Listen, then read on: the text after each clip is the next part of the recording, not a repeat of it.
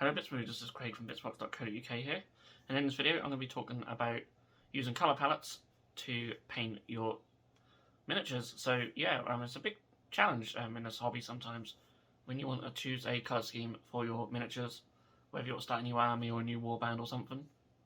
You can of course go online, find inspiration, and maybe there's other colour schemes already on there. If you're painting Space Marines, there's thousands of different colour schemes online that you can choose from, of course.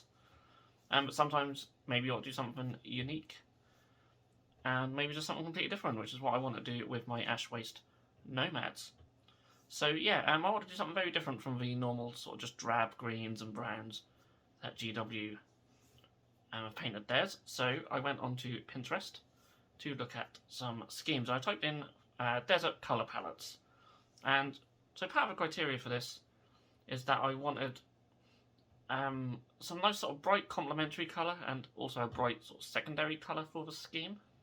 And this particular palette caught my eye, and there's a nice bright orange in there, and then there's like a turquoise as well, and I think the reddy brown colour would be a great colour for their main robes. So the next step, once you've got your colour palette, is of course figuring out how you're going to paint it. So you can of course mix colours to get the exact colours from the palette, or you can just find some that are very close, and maybe even some will be almost exact. And for this I'm just going to use Citadel paints just to keep it nice and easy. I don't want to mix anything. If I was doing a whole army I certainly wouldn't want to mix anything, but for the odd sort of maybe single miniature or even a warband like this, it wouldn't be so bad. But just for the purposes of this video I want to just use Citadel paints.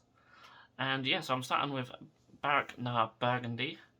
This is for the robes, and it's a really nice colour actually. I haven't used it very often, so it's a good excuse to use it, and I think it looks really nice on these robes.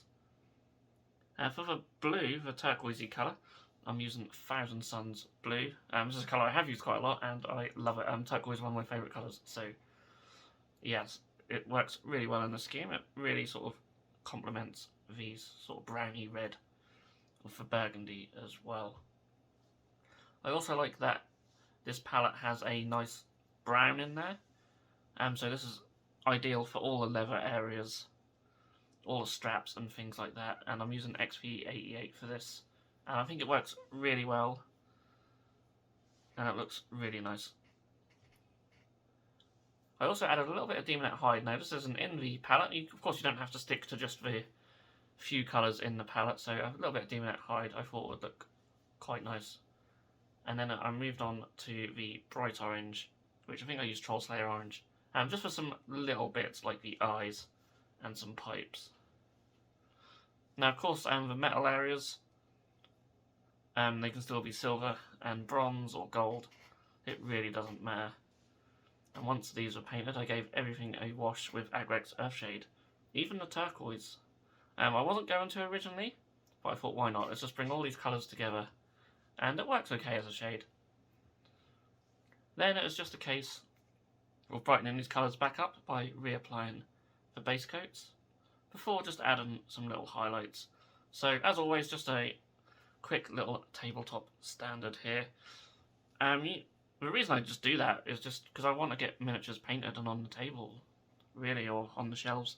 If I went for like the highest quality on everything, you wouldn't get many videos from me, and I don't really do as many as I'd like. And with that, they're finished. So yeah, what I like about doing this as well is that you keep quite a limited colour palette. I've only really used a handful of colours here to keep them nice and simple, which I really like, and it does make painting them a lot quicker. And I really just like how the turquoise stands out. I really just wanted one element of these miniatures to really sort of pop. And yeah, I think that really works, and the orange just complements the turquoise really well, even though there's only little spots of it. But yeah, really, really happy with this scheme, and I'll certainly be using more Pinterest colour palettes in the future to pick warband schemes and miniature schemes, because I think it does work really well. I haven't done this very often, but I did really enjoy the process, so yeah, definitely something I'll do again.